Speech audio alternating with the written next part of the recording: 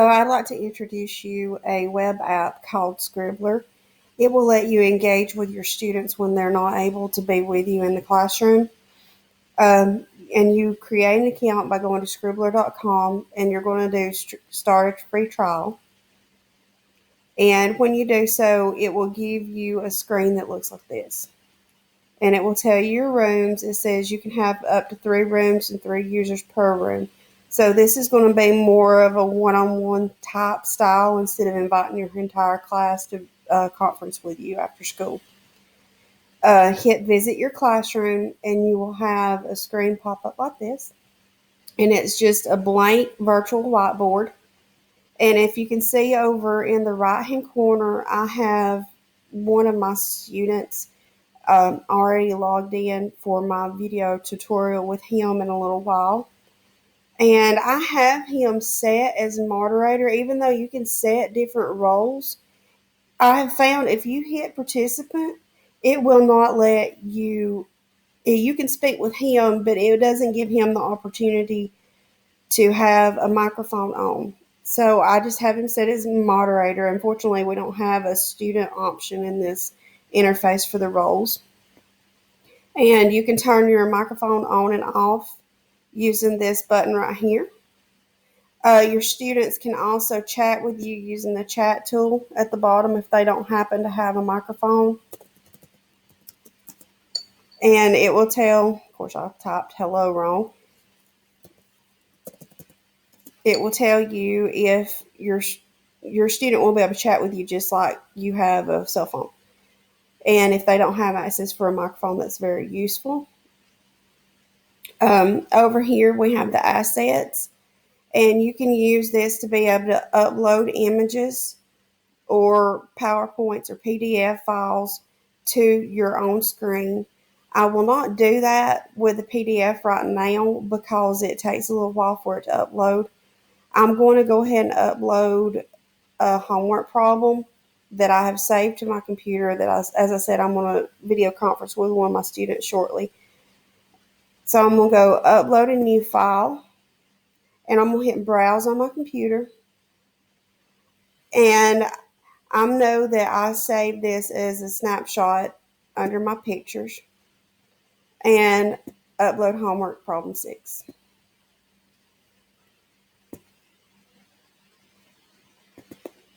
You can move it around the screen. You can make it larger. Make sure that you have your pointer tools selected, or you'll start drawing on the screen and not meaning to. Then I've always locked that image. That way I won't accidentally move it with my hand if I'm trying to use my stylus. There's 2 different pencil type tools.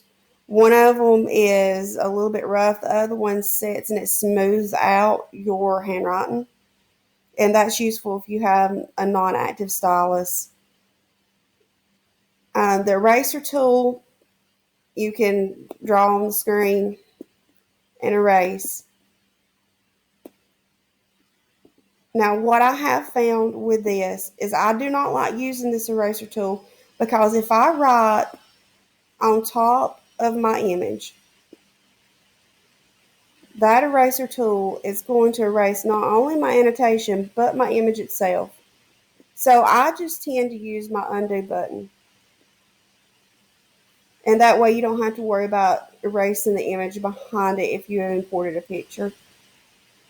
You have the text tool, and you can enter in text box. Like if your student doesn't have the ability to draw on the screen, you can enter in text box, and then he can edit those text boxes from his computer. We have a draw line tool, square, circle, triangle, polygon, highlighter, stamp, and then just the hand tool you can use to move stuff around. And it didn't move because I have it locked. Okay, over in the left-hand side, we have our cut, copy, paste. I already mentioned the undo, redo button if I wanted to redo my writing if I accidentally erased it and didn't want to. My garbage tool empties what's on the screen. And I'm going to go ahead and unlock this for a second.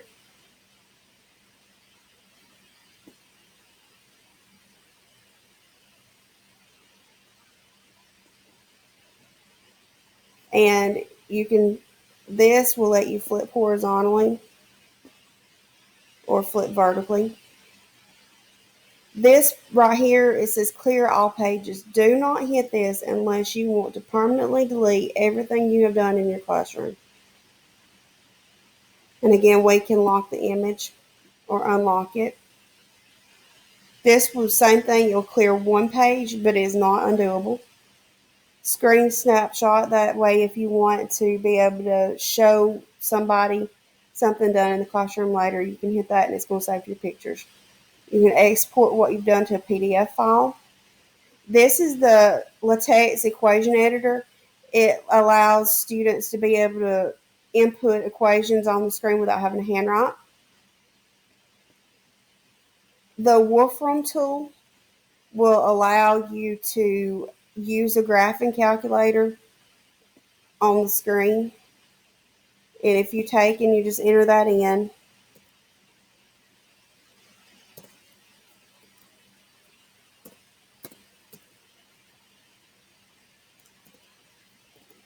this is the equation I have on my screen.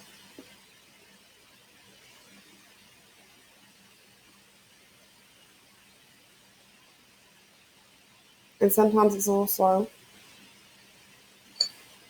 It will pop up all the information about that parabola, including it being factored and it being in complex. We do address that in my Algebra 2 class. Right now, we're mainly studying that if the parabola doesn't touch the x-axis, that it has no real roots. And then if you don't want that, you can select it and hit the trash can and delete it. We have a shared pointer on the screen. That just makes it a little bit bigger for your students to see what you're pointing at. Clear button, and then we have where we can change our background, and I'm going to go ahead and delete my problem that I did. And I have to unlock it first. Delete the drawing.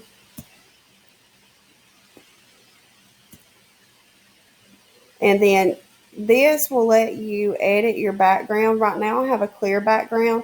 If I wanted to do this problem by hand and not import the problem, I can open up my grids. And there's several different options. We have a lined option we can use. And that will just make it wider. We can change the color of the background. If you know your hexadecimal code, you can enter it in there.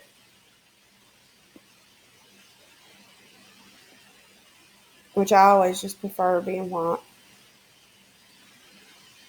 And on a clear background. Up at the top is your room options. It lets you be able to invite a student to your class. You can send an invite by using their email addresses. You can embed this classroom in your Google site by copying the HTML code, and it's going to make that button. Our school actually uses Google Classroom, so you can just copy and paste the URL into Google Classroom link, and it will take you there. You can change your languages, and you can make it go full screen. And to go back to the screen you were on, just hit it again.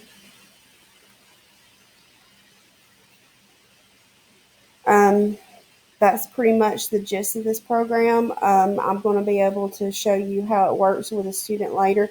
And also, if you want your students to be able to interact together without you there, you can leave this classroom open and they can both communicate as well. Thank you.